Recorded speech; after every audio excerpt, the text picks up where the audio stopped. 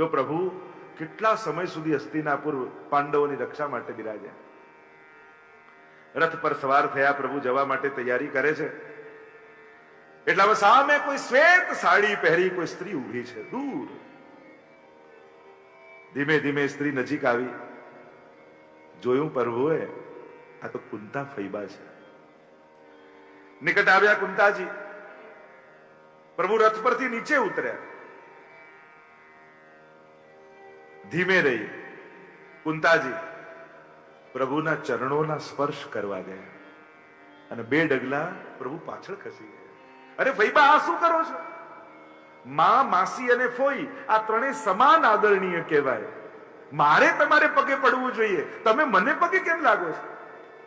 અને સ્તુતિ કરતા કુંતાજી બોલ્યા, આપને નમસ્કાર છે. અરે ફૈબા, મારે આપને પગે પડવું છે, આપ મને કેમ લાગો છો? કુંતાજી કહે, પ્રભુ હવે નાટક કરવાનું બંધ કરો.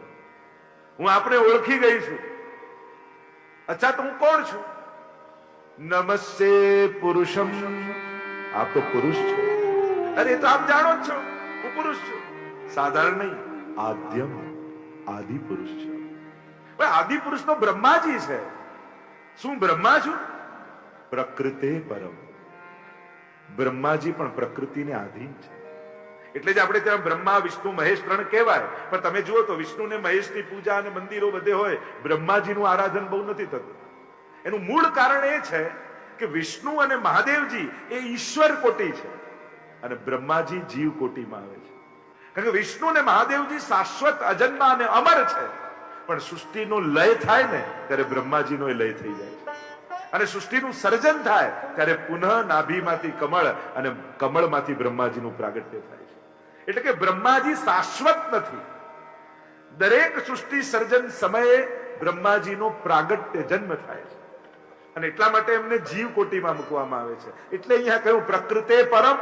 આપ તો પ્રકૃતિને પર છો, ઘટઘટની જાણનારા ને જોનારા છો. જેમ એક અબૂધ વ્યક્તિ કોઈ નાટક જોવા જાય, નાટકને સાચું માની લે, ત્યાં કોઈ કરુણ ઘટના ઘટે તો અહીંયા રડવા લાગે, એમ અમે પણ આપની આ લીલાઓને, આપના આ નાટકને અમે સાચું માની લઈએ.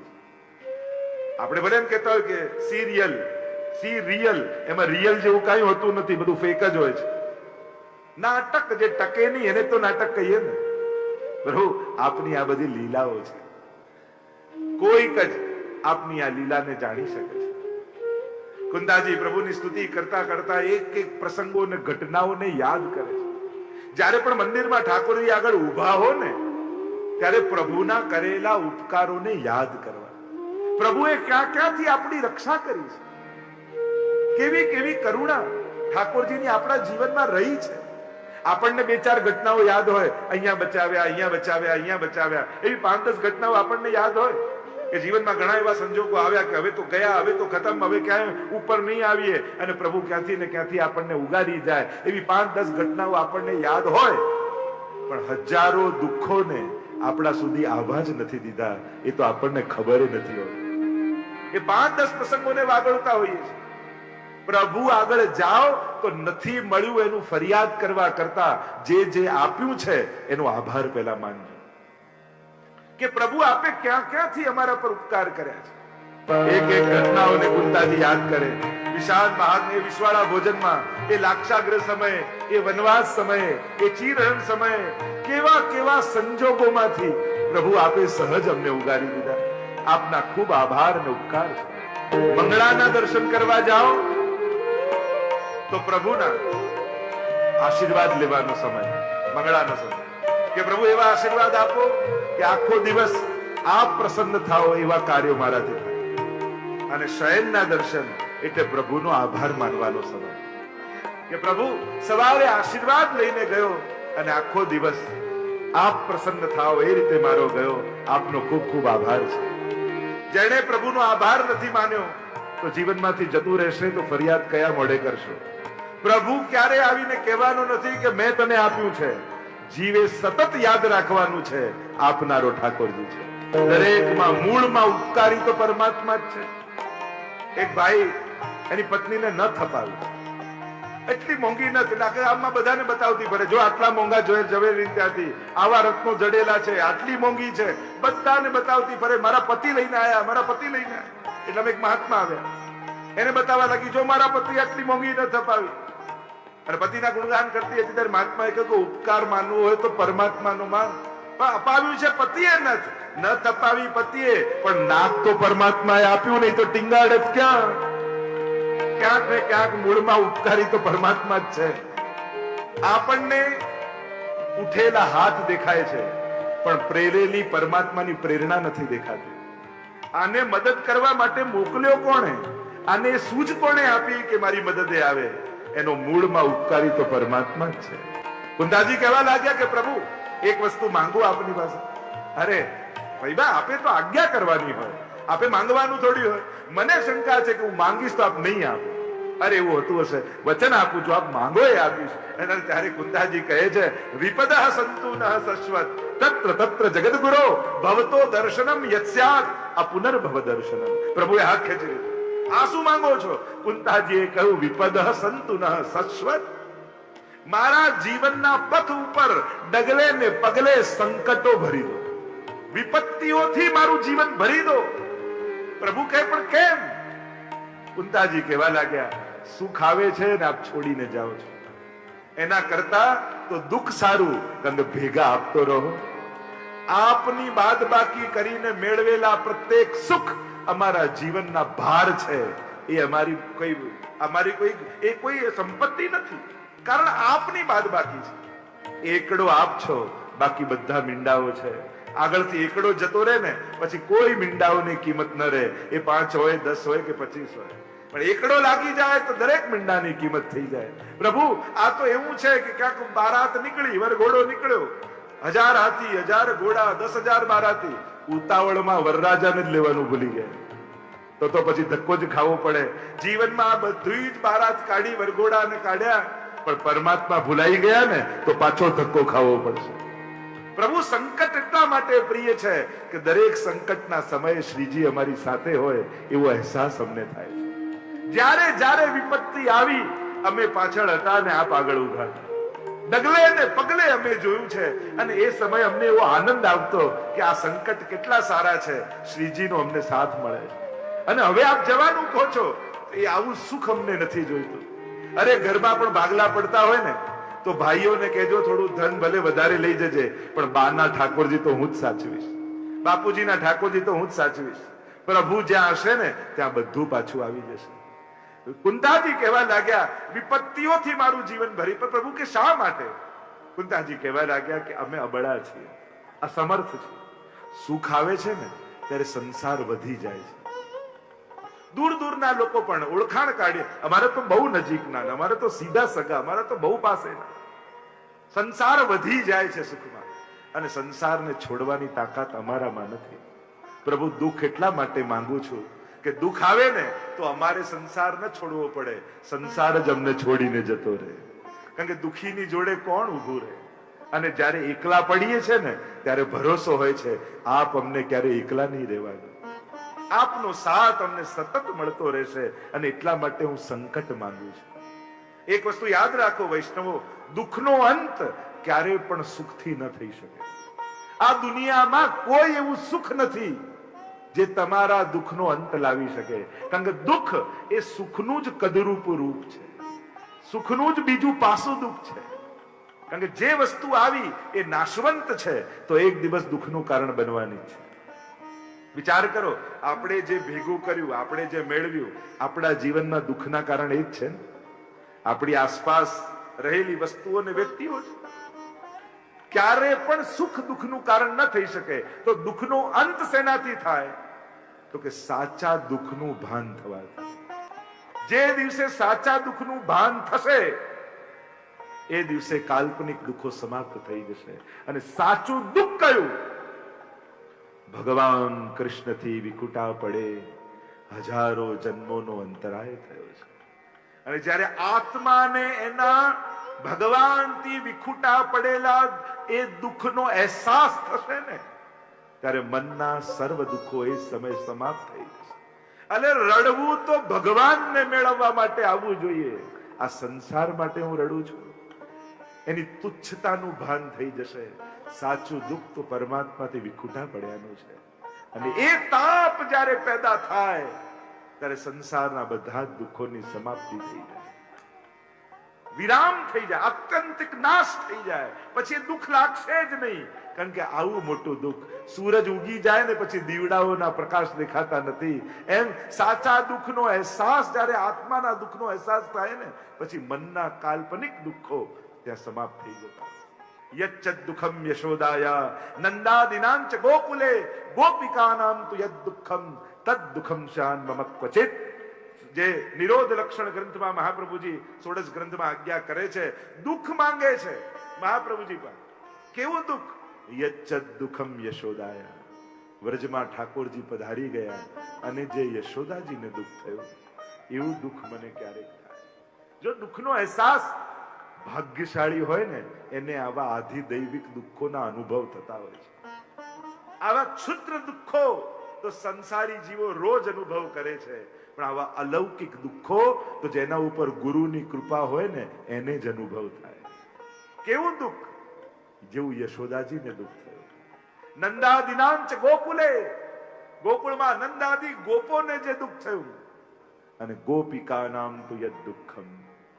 પ્રભુ જ્યારે પધાર્યા અને ગોપીઓના હૃદયમાં જે આર્તનાદ જાગ્યો, એવું દુઃખ મને ક્યારે થાય? વિચાર કરો. આવા દુઃખો પણ ભાગ્યશાળીને થતા હોય છે. જેના પર વિશેષ કૃપા હોય એ પરમાત્મા સંબંધિત દુઃખનો અહેસાસ કરી શકે. બાકી તો આખી દુનિયા સંસારના આ જ દુઃખોમાં પછી મરે છે, ખતમ થઈ જાય છે. હે પ્રભુ, દુઃખની યાચના કરું છું. પ્રભુ કે મારી પાસે છે જ નહીં તો આપું ક્યાંથી?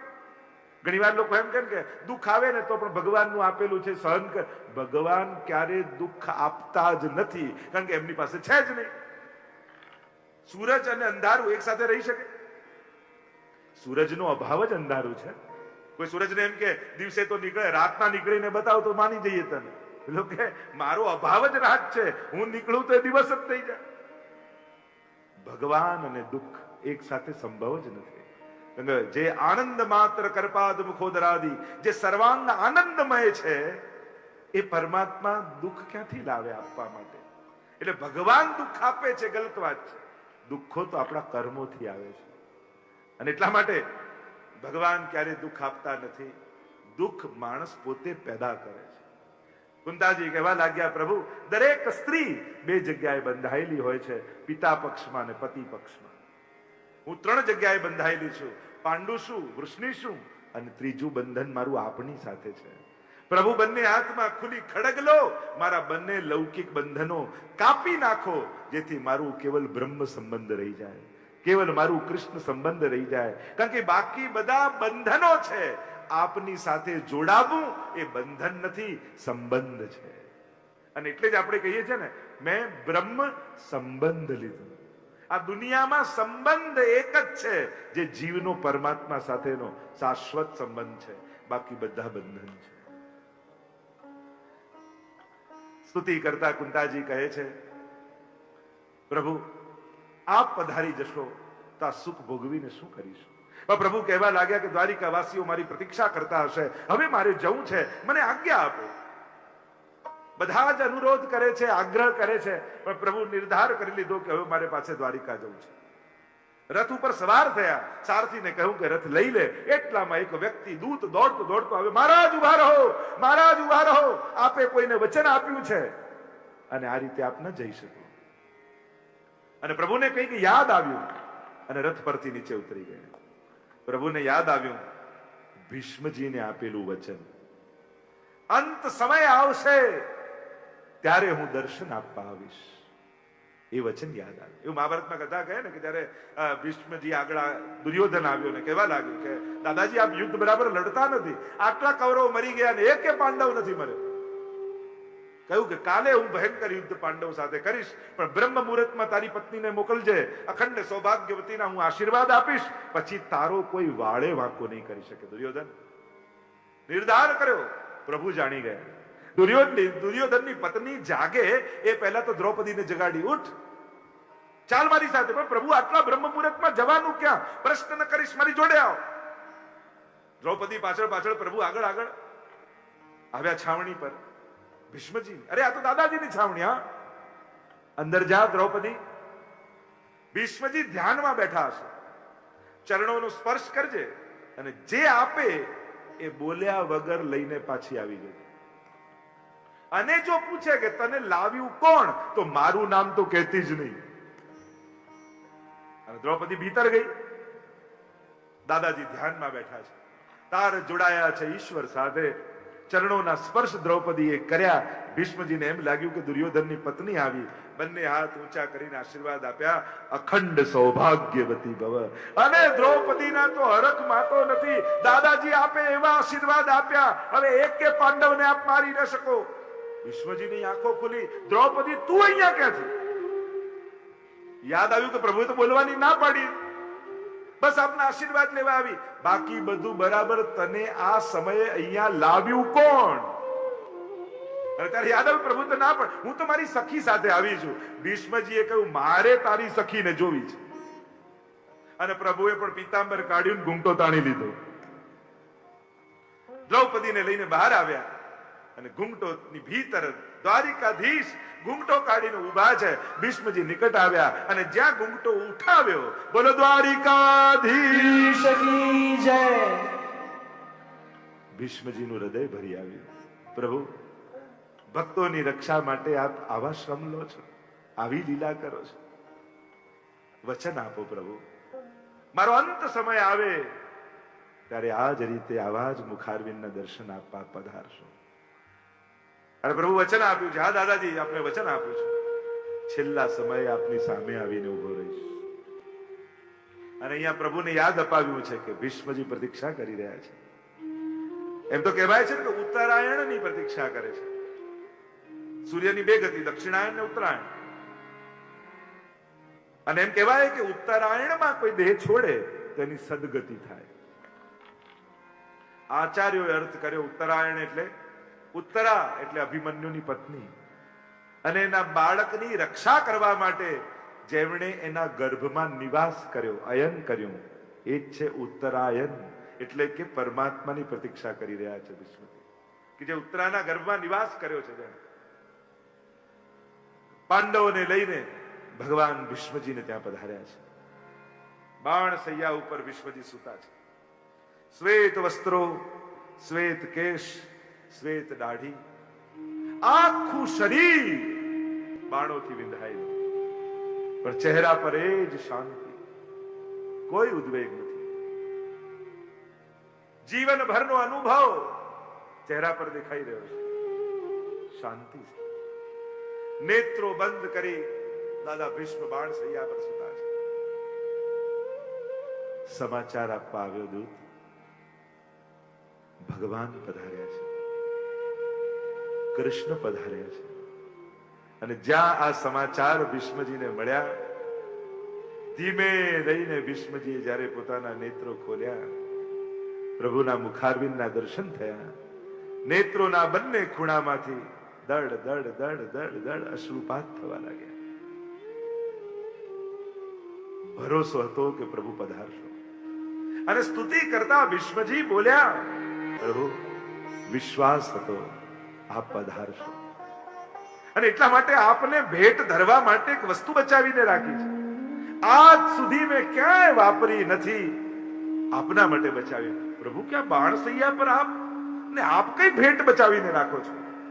ભીષ્મજીએ કહ્યું, ઇતિમતિરુ કલ્પિતા વિતૃષ્ણ. આ મારી મતિ આપને ભેટ ધરવા માટે રાખી. વિતૃષ્ણા આજ સુધી આપના સિવાય બીજે ક્યાંય લગાવી નથી, આપના માટે રાખી છે. પ્રભુ કહેવા લાગ્યા, દાદાજી ખોટું ન બોલો. જો મતિ ને બુદ્ધિ મારામાં હોત તો પાંડવના પક્ષમાં તમે હોત, કૌરવના પક્ષમાં ન હોત. અરે બુદ્ધિ આપનામાં હતી એટલે તો સામે પક્ષે રહ્યો. કારણ કે યુદ્ધના મેદાનમાં વળી વળીને આપને જોવા સંભવ નહોતા. સામે પક્ષે એટલા માટે રહ્યો કે સીધા આપના દર્શન થતા રહે. મારી દ્રષ્ટિ, મારી બુદ્ધિ, મારી મતિ એ તો આપનામાં છે. અને સ્તુતિ સાબિત કરે છે યુદ્ધના મેદાનમાં પરમાત્માના મસ્તક પર આવેલા શ્રમ બિંદુઓ, પરસેવાના બિંદુઓ પણ ભીષ્મજીને દેખાય છે. શ્રમવારી અલંકૃતાસ્ય એમ સ્તુતિમાં કહે છે. વિચાર કરો કેવું યુદ્ધનું મેદાન, કેવા યોદ્ધાઓની લડાઈ, મહાભારત જેવું યુદ્ધ, અને આવા યુદ્ધમાં પણ જે ભગવાનના મસ્તક પર આવેલા શ્રમબિંદુઓને જોઈ લે તો એ જ કહી શકે ઇતિ મતિ રૂપ કલ્પિતા વિકૃષ્ણ. જો 3 વૃદ્ધોની કથા ભાગવતમાં છે, સિનિયર સિટીઝન, વડીલોને કહીશ આ 3 માંથી તમારે કોની પ્રેરણા લેવી છે? પહેલા વડીલ છે ધૃતરાષ્ટ્ર. મારો દીકરો, મારું ઘર, મારું રાજ્ય, મારું આ મામ કાહા પાંડવાશ્ચૈવ કિમ અકુર્વત સંજય. ગીતાજીનો પહેલો શ્લોક ને, મારું તારું માં પડ્યો છે ધૃતરાષ્ટ્ર, તો એની શું ગતિ થઈ? આખી જિંદગી રડતો રહ્યો. બીજા વડીલ છે ભીષ્મજી. સિંહાસનને વફાદાર રહ્યા, પ્રજાને વફાદાર ન થયા. પોતે સાચા હતા, ખોટા પક્ષે ઉભા રહ્યા તો એમણે બાણ ખાવા પડ્યા. આપણે સાચા હોઈએ એટલું જ પૂરતું નથી હોતું, સાચા પક્ષનું પણ ગ્રહણ કરવું પડતું હોય છે. ખોટા પક્ષે રહ્યા તો એમણે બાણ ખાવા પડે. પણ ભક્તિ હતી તો અંત સમય ભગવાને બગડવા ન દીધો. ઝઘડો કોઈનો, ક્લેશ કોઈનો, પણ સિંહાસનથી બંધાયેલા રહ્યા તો વગર કારણે પ્રપંચમાં પડી ગયા. આ બીજા વડીલ. ત્રીજા વડીલ છે નંદ બાબા. મોટી ઉંમરે પરમાત્માને પધરાવ્યા, પણ ઠાકોરજીને પધરાવ્યા તો નંદાલય ઉત્સવનું સ્થાન બની ગયું. રોજ ઘરમાં ઉત્સવો થવા લાગ્યા. ચિંતન એ કરવાનું ધૃતરાષ્ટ્ર વૃત્તિથી જીવવું છે, ભીષ્મ વૃત્તિથી જીવવું છે કે નંદ બાબા બનીને ઘરે રોજ ઉત્સવો કરવા છે, એ તમારે નક્કી કરવાનું છે. અને જો નંદ બાબાનો આનંદ લેવો હોય તો ઘરે ઠાકોરજી પધરાવી લો અને રોજ આનંદ કરો. જેના ઘરે પ્રભુ બિરાજતા હોય ને એનો તો દરેક વાર તહેવાર બની જતો હોય છે. પછી તો રોજ જગાડવા એ પણ ઉત્સવ છે. આમ વિશ્વજી સ્તુતિ કરતા, પ્રભુની સામે દર્શન કરતા, બાણ સૈયા પર સૂતા સૂતા પણ જે પ્રભુની સુંદરતાને માણી શકે ને એ જ સાચો ભક્ત છે. પ્રભુ તરફ દ્રષ્ટિ કરીને ભીષ્મજી સ્તુતિ કરતા બીજા શ્લોકમાં ગાન કરે, ત્રિભુવન કમનમ તમાલ વર્ણમ રવિકર ગૌરવરામરમ દધાને વપુરલક કુલા વૃતાનનાબ્જમ વિજય સખે રતિરસ્તુ મેન વદ્યા. ત્રિભુવનમાં કોઈ સુંદર હોય તો એ આપ છો. ત્રિભુવન કમનમ તમાલ વર્ણમ, વૃક્ષ જેવા પરોપકારી છે. વૃક્ષ ઉપર પથ્થર ફેંકો તો એ સામે પથ્થરની પણ ફળ આપે છે. એમ પ્રભુ અમે પણ આપની સામે ઘણા પથ્થર ફેંક્યા, જ્યારે જ્યારે પથ્થર ફેંક્યા આપે તો કૃપાના ફળ જ અમને આપ્યા છે. તમાલ વર્ણમ રવિકર ગૌરવરાંબરમ દધાને, સૂરજના કિરણો જેવું પીળું પીતાંબર આપે ધર્યું છે. એ જ પીતાંબર છે, પણ તમે વેણુ ગીતમાં જાઓ તો બરહા પીડમ નટવર વપુઃ કર્ણયો કર્ણિકારમ બિભ્રદ્વાંસ કનક કપીશમ, ત્યાં સોના જેવું પીળું છે. અહીંયા સૂરજના કિરણો જેવું પીળું છે. બ્રહ્માજીની સ્તુતિમાં જુઓ તડિદંબરાય, ત્યાં વીજળીના ચમકારા જેવું પીળું છે. એ જ પીળાશમાં કેવા ફરક છે એનો ભાવ છે. ત્યાં વેણુ ગીતમાં જે પીતાંબર છે માયા રૂપ છે, એટલે કનક કપીશમ કહ્યું, સોના જેવું પીળું. ત્યાં તો શ્રીઅંગને ઢાંકવાના છે અને અહીંયા દર્શન આપવાના છે, એટલે સૂરજના કિરણો જેવું પીળું કહ્યું. અને સૂરજના કિરણો ઉગે ને તો ન દેખાતી વસ્તુ પણ દેખાવા લાગે. પ્રભુ તો અહીંયા દર્શન આપવા આવ્યા છે. રવિ કર ગૌરવરાંબરમ દધાને વર્ણન કરતા ભીષ્મજી યાદ કરે છે કે પ્રભુ આપ કેવા કૃપાળુ છો. મેં પ્રતિજ્ઞા લીધી, જ્યારે આપે પ્રતિજ્ઞા લીધી કે યુદ્ધમાં રહીશ પણ હથિયાર નહીં લઉં, મેં પ્રતિજ્ઞા સામે લીધી આપના હાથમાં હથિયાર લેવડાઈશ. અને પ્રભુ મારી પ્રતિજ્ઞા સાચી ઠેરવવા માટે આપે આપીની પ્રતિજ્ઞા છોડી દીધી. જો મારી પ્રતિજ્ઞાને રાખવા માટે આપે પોતાની પ્રતિજ્ઞા છોડી દીધી. ભીષ્મજી એક પછી એક બાણ છોડે, એક પછી એક બાણ છોડે. પ્રભુના કવચો ભેદાય, મુગટ પડી જાય, છતાંય પ્રભુ સારથી બની રથની લગામ પકડીને ઉભા રહે. ભીષ્મજીને થયું બાણ હજી બરાબર લાગતા નથી. હવે બાણ લીધું ને અર્જુન તરફ જ્યાં તાક્યું, ગાંડી હાથમાંથી પડ્યું, રથનું પૈડું તૂટ્યું, અર્જુનને પડેલો જોયો, અને જ્યાં અર્જુનને પડેલો જોયો પ્રભુનો પિત્તો ગયો. તૂટેલા પૈડાના રથના પૈડાને આંગળીમાં લઈ સુદર્શનનું આહવાન કરી એક સિંહ હાથીને મારવા માટે દોડે એમ ફલાંગો ભરતા પરમાત્મા જ્યાં ભીષ્મજીને મારવા માટે દોડી રહ્યા છે, એટલામાં પરમાત્માનું પીતાંબર પડી ગયું અને ભગવાને ભીષ્મજીનો વધ ન કર્યો. અહીંયા અર્થઘટન કે મારવા દોડ્યા તો માર્યા કેમ? એક અર્થ એમ કર્યો કે ભગવાન કાળ બન્યા, કાળ બનીને ગ્રાસ કરવા ગયા. પણ કાળ બ્રાહ્મણ છે અને ઉપવસ્ત્ર વગર બ્રાહ્મણથી ભોજન ન થાય. પ્રભુનું પીતાંબર પડી ગયું એટલે ગ્રાસ ન કરે. એક અર્થ એમ કર્યો કે ભીષ્મજીના મનમાં મદ આવ્યો, જો હું જીત્યો ને ભગવાન હાર્યા. પ્રભુએ વિચાર કર્યો કે જો હમણાં મારીશ ને અને મનમાં મદ હશે તો ભીષ્મજીની અધોગતિ થશે અને ભક્તની અધોગતિ હું ન થવા દઉં, એટલે માર્યા. અનેક અનેક અર્થઘટનો કર્યા છે. અને ભીષ્મજી ચિંતન કરતા કરતા કરતા કરતા ઊંચાઈ જુઓ ભક્તિની ભીષ્મજીની. નૈષ્ઠિક બ્રહ્મચારી ભીષ્મજી, સ્વપ્નમાં પણ જેને સ્ત્રીનો વિચાર સુદ્ધા કર્યો નથી એ ભીષ્મજી પોતાની સ્તુતિમાં જીવનના અંત સમયમાં ગોપીઓને યાદ કરી રહ્યા છે, રાસલીલાને યાદ કરી રહ્યા છે. વિચાર કરો, આ રાસલીલા કેવી પરમ પવિત્ર લીલા છે. આ ગોપીઓ એટલે કેવી ભક્તિની ઊંચાઈ પર પહોંચેલા ભક્તો હશે કે આવા નૈષ્ઠિક બ્રહ્મચારી ભીષ્મજી જીવનના અંત સમયમાં ગોપીઓનું સ્મરણ કરી રહ્યા છે. રાસ કરતા કરતા પ્રભુ જયારે અંતર ધ્યાન થઈ ગયા, ઉન્મત્ત થયેલી એ ગોપીઓ ચારે તરફ કૃષ્ણને શોધવા લાગી. લતા પતા વૃક્ષોને પૂછે છે તે પ્રભુને જોયા છે. એવી ઉન્મત્ત બની કે પોતાને કૃષ્ણ સમજવા લાગી અને કૃષ્ણ લીલાઓનું અનુકરણ કરવા લાગી. કોઈ પૂતના બને, કોઈ કૃષ્ણ બનીને ઉદ્ધાર કરે, કોઈ શકટ બને ને કોઈ કૃષ્ણ બનીને ઉદ્ધાર કરે. કૃષ્ણમય ગોપીઓ થઈ ગઈ. આવી ગોપીઓમાં મારી રતિ મતિ અને ગતિ થાય. મારા જીવનનો અંતિમ પડાવ પરમાત્માનું ધામ બને.